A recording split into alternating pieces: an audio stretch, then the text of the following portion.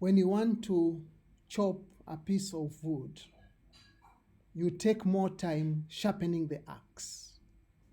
Welcome to a session on recasting instructional design, the transformation of face-to-face session into remote access. In this session, we'll be looking at the principles, we'll be looking at the session building blocks, and we'll be looking at the resources that are required for that to happen. Under principles, there are 9 principles which you need when you are considering how to recast a face-to-face session into an online session. These include the modality, how that particular session will be facilitated. The pacing, how will it be paced as you deliver the session. The number of participants that you are going to be having in the session. The way you will deliver the instruction, which format will it be? The role of the assessment in that particular session. How will it be formulated? What will be your role as a facilitator when you are facilitating that particular session? And what will be the participants' role as they are undertaking the session? How will you deliver the session in terms of synchrony or asynchronous? And finally, how will the participants receive the feedback as they go through the session? So these are the 9 elements which can be used in remote access. Now, in remote access, it can either be synchronous or asynchronous. And from synchronous to asynchronous, it is a transition of elements from the live face-to-face all the way to asynchronous, whereby it is performance supported. So it is a transition from one end to the other, whereby you have that you can have same time, same place instruction. You can have same time, different place instruction. You can have different time, same place instruction, and you can have different time, different place instruction. So these are different modality apart from same time, same place, which is face-to-face. The others facilitate remote access. And when the remote access is being planned, you need to plan the activities and which format they are going to be done. You lay out the activity and you indicate the format in which they'll be delivered. For example, these are some of the activity, and when you are planning, remember there is a balance between a face-to-face and asynchronous. For example, if you have 1 hour synchronous, it is equivalent to 10 to 20 hours asynchronous, and 1 hour online, it is equivalent to 5 to 10 hours offline. So these are some of the activities and how they can be done. For example, scheduling, timetable, routine, exercises, breaks, and meals. This can be done synchronous and offline. And these other activities of event, webinar, streaming, presenting, this can be done synchronous and you have to be online. These other events, project work, revision, gardening, open book assessment, these are asynchronous and they are done offline. And this activity asynchronous and online. So looking at the activity, it can help you to be able to allocate the activity in the right modality for them to be undertaken. There are 9 essential best practices which you must consider as you are exploring through what to do. They include addressing the mental and physical health of your participants, having a relationship in the instruction regardless of the medium, also putting into practice your professional practice as a facilitator, then you have to appreciate that the technology will not determine the task. You are the one who is to identify for this particular task which technology will each need. Then the online instructions are just a transformation of what you have been doing in face-to-face. So you are transforming, you are recasting them for an online session. And online learning does not mean that everything is on a computer. Similarly, you have to leverage on the forms of engagement, how your participants will be engaged in that particular session. And then you have to consider all learners. Therefore, the kind of variety and dynamism in which you deliver your session has to consider that. And then finally, assessment is of essence.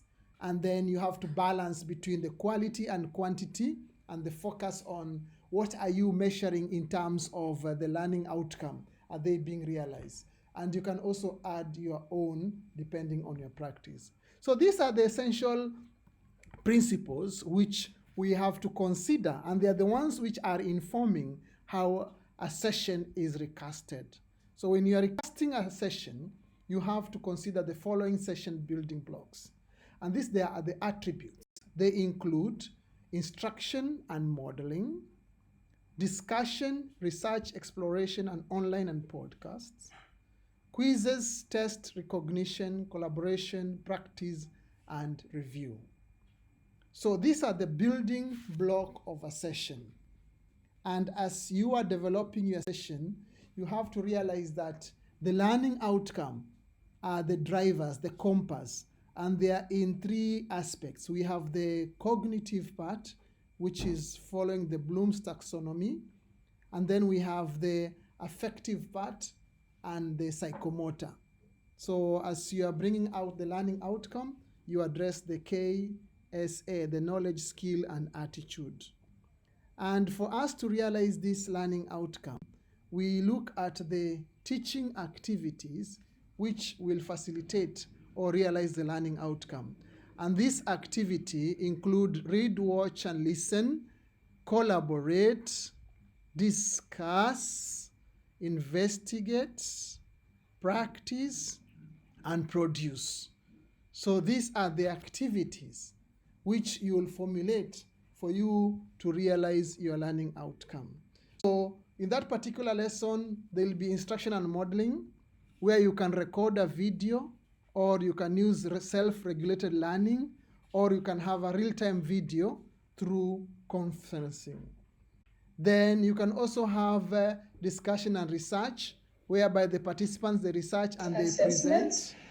Also exploit opportunities in authentic tasks, and the task should be more of learner-centered. So here a participant is presenting something after they have done their research or after they have discussed in groups. So you can have text, you can have podcast, or you can use a search engine for them to research on that particular information. And then we can also have formative assessment, because learning is assessment for learning and assessment as learning. So asking the participants to apply something, providing a game for them to play, presenting an inquiry, giving them a chance to practice on something, giving quiz or tests, they'll allow the learner or the participants to have that opportunity to apply what they've learned. And lastly is the reflection. So at the end of this session, each session, there should be an opportunity for reflection, which involves checking, understanding, as well as metacognition. Therefore, for this session, the following resources can be explored. And these resources include, for example, in instruction and modeling, where you are now giving information and you're demonstrating, you can use live sessions like Teams, you can use video recording like Stream, you can also use tools to engage the students like PowerPoint with a voiceover, like this one you're watching now. It was made by PowerPoint with a voiceover, or you can use Movie Creator. And then for this other one of discussion, research, and exploration, where you want to engage them in higher order thinking through text, video, podcast, and topics, you can use a Teams calls for synchronous discussion. You can use Classroom OneNote for asynchronous discussion. You can use Flipgrid for video-based discussion. Then for current events, conducting online research, you can use Bing Search. You can also use shared open space like Classroom OneNote, OneDrive with One PowerPoint Online, Online Word, or Flipgrid, where they can use together as they are looking through.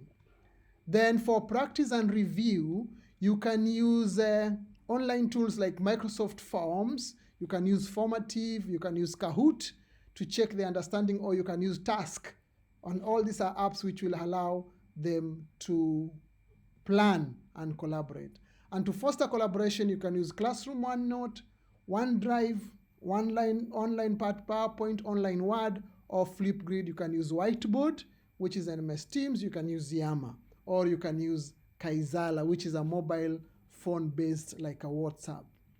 And then assessment and reflection on metacognition, you can use Microsoft Forms, Classroom OneNote, Sway, PowerPoint. Remember, you have all these softwares which you can explore, but it's not about technology. It's about technology. So a session is graduated into several parts, and these include the learning outcome, the learning activity, which can be online or offline, and they include instruction and modeling, where you are teaching it, collaboration and practice, where they are practicing it, exploration and discussion, where they are reinforcing it, deliverable, where they are bringing out something which is accessible, and reflection, where we are checking for understanding. Remember, your participant will be accessing your session using multiple devices, phones, tablets, browsers, different browsers, and different softwares. So as you're organizing your program, make sure you are cognizant of that. And finally, some of your learners will be using laptops, some will be going to churches to use a projector to attend your session, some will be using their mobile phones, some will be listening through a radio, but everybody should be included. So as you are planning, remember to consider all the teachers who are in your reach. This process is continuous, and therefore we will go through a survival model, a mastery model, an impact model, and finally an innovation model. Thank you very much for listening to this short activity, and I would like you to go to this link and just do a short quiz to check your understanding. Thank you.